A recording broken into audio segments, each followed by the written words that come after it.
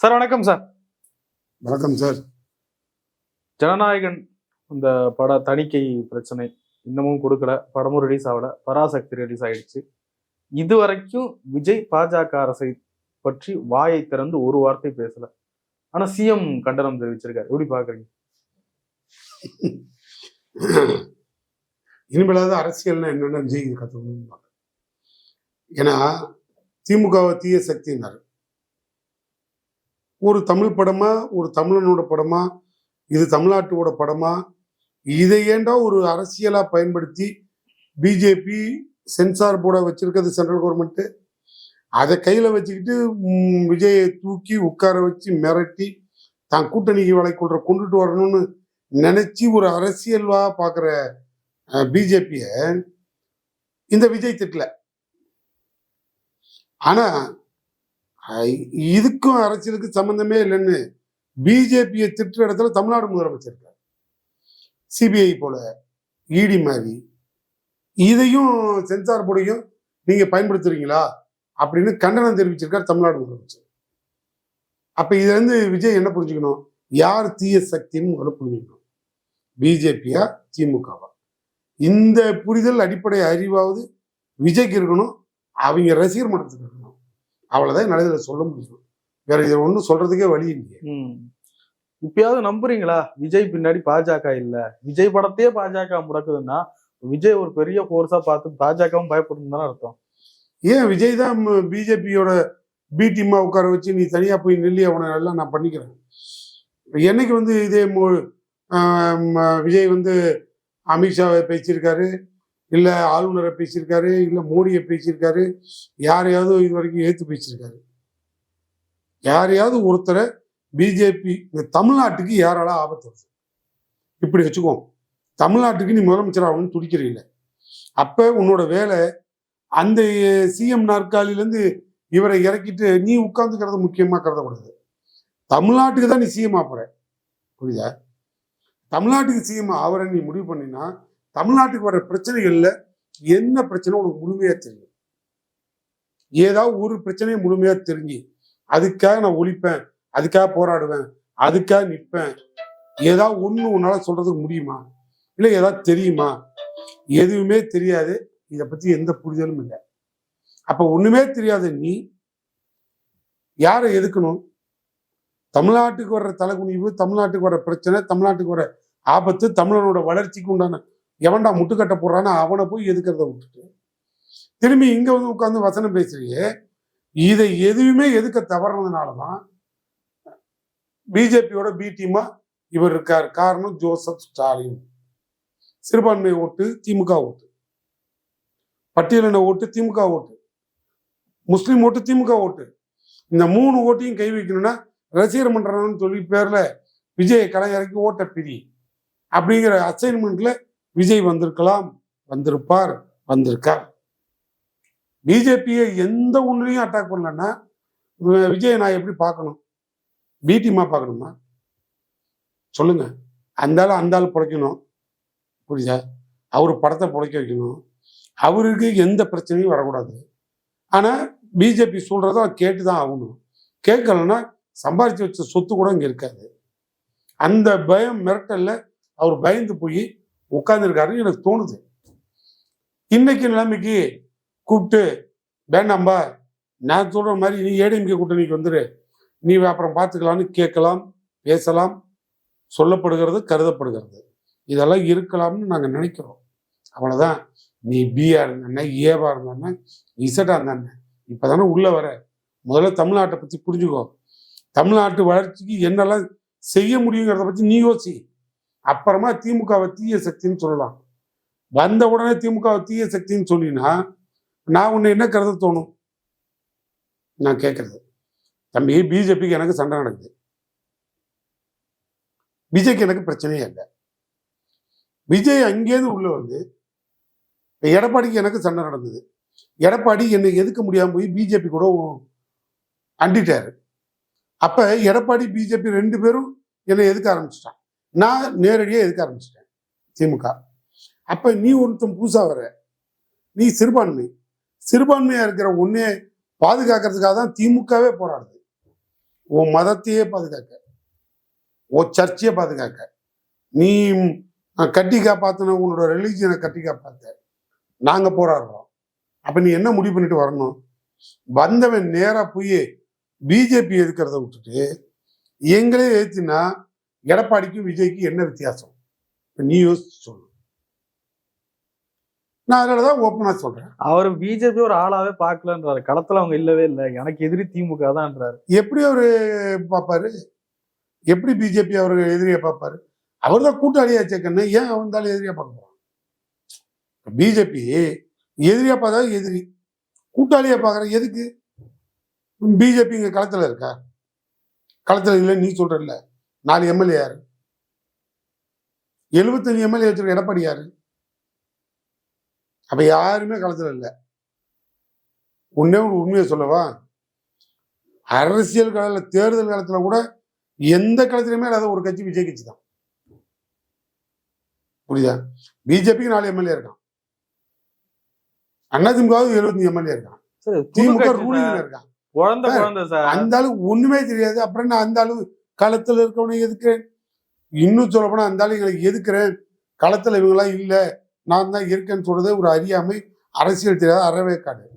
அதுவே ஒரு முட்டாள்தனமானது. அப்புறம் அவங்ககிட்ட போய் உட்கார்ந்து என்ன அரசியல போய் என்ன பேச சொல்றீங்க சொல்லு. அவங்களுக்கு தகுந்த மாதிரி இந்த கேள்விகள் பதில் சொல்றேன். கூட்டம் கூடுதா இல்லையா, அவருடைய பலத்தை காட்டுறாரா இல்லையா? நிறைய பேர் சொல்றாங்க 20% மேல ஓட்டு வச்சிருக்காருன்றாங்க. செத்து போன சில்கு சுமிதா எழுச்சி வந்துட்டான்னு சொல்லு, எவ்வளவு கூட்டம் வருதுன்னு பாரு. நமிதா வருதுன்னு சொல்லு, நகைக்கடை திறப்பு விழாவுக்கு தெருவே அங்கதான் வந்து நிற்குது. எதை பார்க்க வருது? எனக்கு தெரியாம கேட்குறேன். எதை பார்க்க வருது?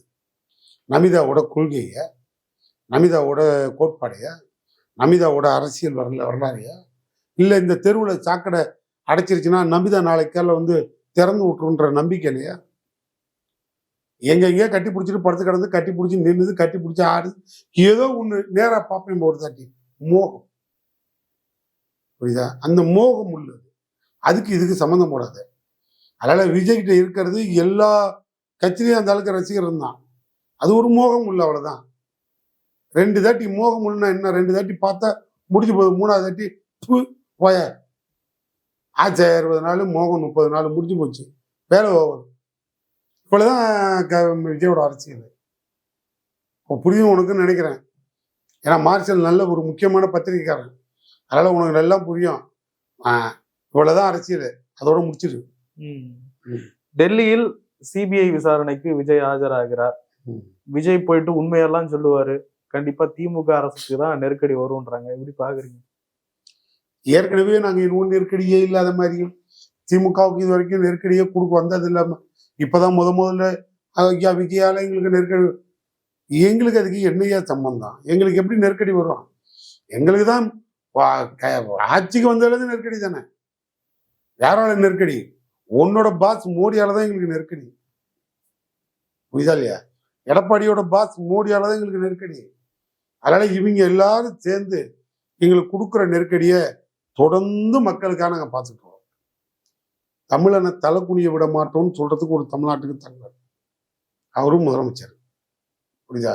தன்னை காப்பாத்திக்க, சொத்தை காப்பாத்திக்க, சுகத்தை காப்பாத்திக்க, கட்சியை காப்பாத்திக்க, பதவியை காப்பாத்திக்க, எதை வேணாலும் நான் அடமானம் வைக்க ரெடின்னு சொல்லிட்டு மொத்தமா கொண்டு அடமானம் வச்ச இதே நம்ம எடப்பாடி பழனிசாமி, விஜய் போன்ற ஆட்களுக்கெல்லாம் சூடு, சொரணை, மானம், ரோசம், வெக்கெல்லாம் இருக்குமா? அது இருக்கா? தமிழ்நாடு தலைகுனியாது, தமிழன் தலைகுனிய மாட்டான் அப்படின்னு எதுக்காக சொல்றோம்? நீ சொல்லு. அப்ப நம்ம மீறிய ஒரு சக்தி நம்மளை அடிமைப்படுத்த நினைக்கிறான். அவன் யாரு கண்டுபிடிக்கிறோம். அப்ப அவன் தான் பிஜேபி, அவன் தான் பாசிசம். அதை தான் எதிர்த்து நாங்க வரோம்.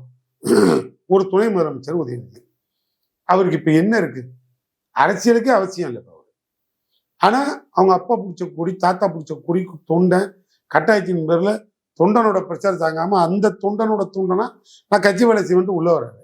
கட்சிக்கு வந்துட்டாரு. தனி கட்சி ஆரம்பிச்சு என் மோகம் நீங்க எல்லாம் வந்துருங்க, நான் தான் முதலமைச்சர் சொல்லல. மக்களுக்கு சேவையில இருக்க இயக்கம் 75 வருஷமா திமுக. திமுக குடும்பத்துல நான் ஒருத்தன் எனி டைம் திமுக வந்துடுறேன். நான் திமுக வேலையை செய்யறேன். தொண்டை என்னை ஏத்துக்கிட்டான். நான் தலைவனா வர்றதுக்கு தகுதி இருக்கா இல்லையாங்கிறத தொண்டை முடிவு பண்ணுவான். என் நடவடிக்கை பார் அப்படின்ட்டு உள்ள வர்றாரு. வந்த உடனே என்ன பண்றாரு? யாராவது பேச சொல்லி கொடுத்தோமா? எதுவும் கிடையாது. எம்எல்ஏ ஆக்கிறேன், மக்கள் ஓட்டு கொடுத்து, துணை முதலமைச்சர் ஆக்குங்க, மந்திரி ஆக்குங்க, எல்லாம் வச்சுக்கிங்க. அதெல்லாம் ஒதுக்கிடு, அதெல்லாம் நிற்காது. எம்எல்ஏன்னு 3 மாத்திரம் முடியுது, துணை முதலமைச்சர் 3 மாத்திரம் முடியுது, மந்திரி 3 மாத்திரம் முடியுது. இதெல்லாம் தூக்கி எறிஞ்சிரு. இதெல்லாம் முடிஞ்சிட்டா உதயநிதி அரசியல் முடியாது. அரசியல் எங்க உதயநிதிக்கு ஆரம்பிக்குது தெரியுமா? ஏற்றத்தாழ்வை எதிர்த்து, ஏகாதிபத்தியத்தை எதிர்த்து, சூத்திரன் சத்திரியன்னு பாகுபாடு பார்க்கிற சனாதானத்தை நான் கொசு மாதிரி ஒளிச்சே தீர்வுன்னு சொன்னார் பார். சனாதானத்துக்கும் அவருக்கு என்ன சண்டை? எவனோ ஒடுக்கப்பட்டவன், தாழ்த்தப்பட்டவன், பட்டியலிடத்துல நசுக்கிறான், அவனை சூத்திரன்னு சொல்றான்னா எவன்டா பாசியாரி பார்க்குறவன்? அப்படி சொன்ன சனாதானத்தை ஒழிச்சேன்னு சொன்னாரு. அப்படி ஒரு தமிழனுக்கு தலை குனிவுனா சனாதானத்தை கொளுத்துவேன்னு சொன்ன உதயநிதிக்கு மானவ சூடு, சொரண, ரோசெல்லாம் இருக்கு. அவரோட அரசியல் அத்தியாயம் ஆரம்பிக்குது. இந்தியாவே எதுக்குறான், போடான்னு இந்தியாவே எதுக்குறாரு. இது அரசியல். அப்ப அது ஒரு தலைவன், தலைவனுக்கு உண்டான முன்னெடுப்பு. நான் துணிச்சலா வர எது நடந்தாலும் நான் பார்த்துக்கிறேன். மொத்தம் எனக்கு பதவியெல்லாம் தேவையில்ல, இந்த பட்டியலினத்துக்காக நான் போராடுவேன். ஜாதி மதம் இல்லைன்னு சொல்றேன், கடவுள் இல்லைன்னு சொல்லிட்டேன். அது பெரியார் பாணிக்கு எல்லாத்தையும் இறங்கி வர்றாரு. பெரியார் ஈசம் உதயநிதி, அண்ணா ஈசம் உதயநிதி, கலைஞர் ஈசம் உதயநிதி, ஸ்டாலின் ஈசம் உதயநிதி. இது எல்லாம் எதை காட்டுதுன்னா சனாதனத்தை கூண்டோட ஒழிப்புன்னு காட்டுது, ஜாதி இல்லைன்னு காட்டுது, மதம் இல்லைன்னு காட்டுது, இந்த மொழியை காப்பாற்றுவேன்னு காட்டுது. இது எல்லாம் இருக்கு. அந்த கொள்கைக்காக நான் போராடுவேன்னு இந்தியா முழுக்க கேஸ். உதயநிதியோட அரசியல் வளர்ச்சி இப்படியே நிப்பாட்டி. புரியுதா? இது உதயநிதிக்கு பர்சனல் கிடையாது. இது பொது வாழ்க்கைக்கு வந்த பிறகு வந்த இடர்பாடு. இன்னலும் மந்திரி பதவி போயிடும், எல்லாம் போயிடும். ஆனா இந்த வழக்கோ, இந்த பிரச்சனையோ, இந்தியாவின் எதிர்ப்போ அப்படியே இருக்கும். நான் சந்திக்க ரெடின்னு சொல்லிட்டாரு ஒருத்தர். அந்த ஆள் தலைவன் வச்சுக்குவோம். என்னைக்காவது சூடு சொரணம், மான ரோசம் உள்ளவன் உதயநிதி பின்னால போறதா, இல்ல இது எல்லாத்தையும் நான் திணிப்பேன், இது எல்லாத்தையும் தமிழ்நாட்டு மக்களை அடிமையாக்குவேன், ஜாதியை உருவாக்குவேன், மதத்தை உருவாக்குவேன், மத ரீதியா பிளவுபடுத்துவேன், இங்க கிறிஸ்டின் இருக்கக்கூடாது, முஸ்லீம் இருக்கக்கூடாது, ஒரு பெயர் இருக்கக்கூடாது, இந்துத்துவா இருக்கணும், இந்து இருக்கணும், வேற எவனுங்க இருக்கக்கூடாது அப்படின்னு சொல்லி காவி கொடிய கையில தூக்குவேன்னு அந்த பாசிசத்தை தூக்குன பிஜேபிக்கு எடுபடியா அடிமை மாதிரி அவன் வேட்டியை தூக்கிட்டு போன எடப்பாடி பழனிசாமி, இந்த நடிகர் விஜய், இந்த குரூப்புக்கெல்லாம் சூடு சொரணமான ரோசம் இருந்தா என்ன பண்ணிருப்பாங்க? உதயநிதியை வாழ்கன்னு சொல்லிட்டு அப்புறம் போயிருக்கணும். உதயநிதியை ஒளிகன்னு சொல்றாங்கன்னா, புரியுதா, கொள்கை ரீதியா ஒளிகன்னு சொன்னா அப்ப இவங்க எல்லாம் அரசியல்வாதி கிடையாது, பிஜேபியோட பாசிசத்துக்கு அடிமை, இப்ப எதிரி. இதுதான் இப்ப நாங்க 2 பார்சியாலிட்டி பார்க்கிறோம். ஒரு தலைவன் எப்படி இருக்கணும்? தமிழ்நாட்டுக்கும் தமிழ்நாட்டு மக்களுக்கும் தமிழனுக்கும் தலைகுனிவு வரவிட மாட்டேன்னு சொல்ற முதலமைச்சர் இங்க எது வேணாலும் வரட்டும், எனக்கு கவலை கிடையாது, எனக்கு ஓட்டு மட்டும் போடு, நான் படுத்துக்கிறேன் அப்படின்னு சொல்ற பிஜேபி எடப்பாடி இங்க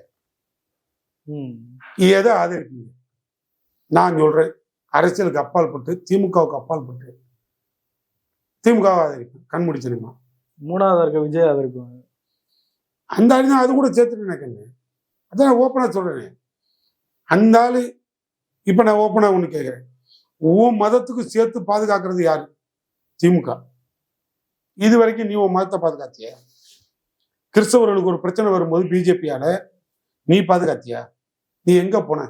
சினிமாவில் நடிச்சுக்கிட்டு தெரு தெருவா சுத்திக்கிட்டு கண்ட படத்தை எடுத்து தமிழ்நாடு கலாச்சாரத்தை சீரழிவுக்கு உச்சத்துக்கு கொண்டு போன. எப்படி சுடலாம், எப்படி கற்பழிக்கலாம், எப்படி கொள்ளடிக்கலாம், எப்படி கொலை பண்ணலாம், எப்படி நடக்கலாம், எப்படி காதல் பண்ணலாம், இதுதான் உன்னோட பாலிசி, உன் கொள்கை. யாரும் தலையில்லை. அதோட உன் வாழ்க்கை முடிஞ்சிச்சு. உன் மதத்துக்காக என்னைக்கா நீ குரல் கொடுத்தியா? உன் மதத்துக்கு குரல் கொடுத்து உன் மதத்தையே தமிழ்நாட்டில் ஆபத்து இல்லாம இந்தியா வரைக்கும் குரல் கொடுத்து காப்பாத்திட்டு இருக்க ஒரு கட்சி திமுக. நீ வந்த உடனே திமுக ஓடிப்பாங்க. இப்ப சொல்லு, நீ என்னைக்காவது உதயநிதியை வாழ்கன்னு சொல்லியிருக்கியா? விஜயை கேட்கிறேன், நீ கேட்டுக்க, நான் கேட்கிறேன். ஒரு திமுக செய்தி தொடர்பாளராக வேண்டாப்பா, ஒரு விஜயோட ரசிகரா நான் கேட்கிறேன். புரியுதா? கிறிஸ்துவ மதத்தையே ஒழிப்புன்னு சொல்ற பிஜேபிய எதுக்குற இடத்துல சனாதனத்தை ஒழிக்கிறேன்னு சொல்ற உதயநிதிக்கு ஒரு வாழ்கன்னு ஒரு தாட்டி சொல்லிடுங்க. இல்ல அந்த கொள்கையை ஆதரிக்கிறோம்னு சொல்லுங்க. உதயநிதி சனாதனத்தை ஒழிக்கிறேன்னு சொன்னது சரிதான் அப்படின்னு சொல்லுங்க. நான் உங்க பின்னால வரேன், உங்களை மதிக்கிறேன், உங்களுக்கும் அரசியல் அறிவு இருக்குன்னு நான் ஒத்துக்கிறேன். என்னையா அரசியல்? யாரு தலைவன் நீ சொல்ற? சொல்லு. என்னை வேட்டி அவுத்து முண்டாசு கட்டிட்டு நடுறான்னு சொல்றவன் பின்னால நான் போகணுமா? இல்ல தோல்ல கிடக்கிற துண்டை கட்டி வேட்டியை எடுத்து இடுப்புல கட்டிக்கிட்டு செருப்பை போட்டு துணிச்சலா நடுறேன்னு சொல்ற ஒரு தலைவன் பின்னால போகணுமா? இந்த விஜய்க்கு ஏதாவது அடிப்படை அரசியல் இருக்கா? கட்சி எனக்கு தொண்டாவிதான் போகுது. இந்த பொருளுக்கு புத்தி வர போறது இல்லை. அவனும் மோகத்துல சுத்துறானுங்க. புரியுதா? ஒன்றும் கவலைப்படாத. இன்னொரு 3 மாதத்துல அவனுக்கு மொத்தத்துக்கே ரிசல்ட் வந்துடும். மொத்த கதையும் முடிச்சிடும். அதோட உழுவுறவங்க இனிமேல் நினைச்சு வர மாட்டாங்க. ஆனாலப்பட்ட எவ்வளோ பேரை பார்த்துட்டோம். சிஸ்டம் சரியில்லைன்னு சொன்ன ரஜினிகாந்துக்கு அவருக்கே தெரிஞ்சு போச்சு. அடடா உள்ள வந்தோம்னா நம்ம சிஸ்டமே சரியில்லைடான்னு கண்டுபிடிச்சி போய் இப்போதான் சரி பண்ணிட்டு வந்து அவரும் ஒழுங்கா இருக்காரு. எல்லாத்தையும் பார்த்துட்டோம். இனிமேல் இதெல்லாம் நடக்காது கதை. விட்டுருக்கண்ணே விடு. அதெல்லாம் அரசியல் நடக்க போற வழியில பார்த்து